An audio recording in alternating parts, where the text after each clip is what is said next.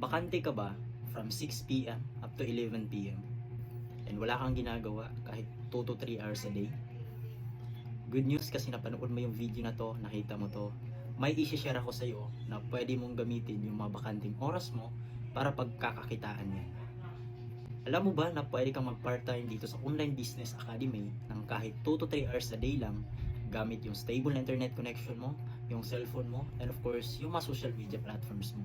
Ang possible mo nakikitain dito is nasa 20,000 up to 30,000 per month. Depende pa yan sa oras at effort na ibibigay mo dito.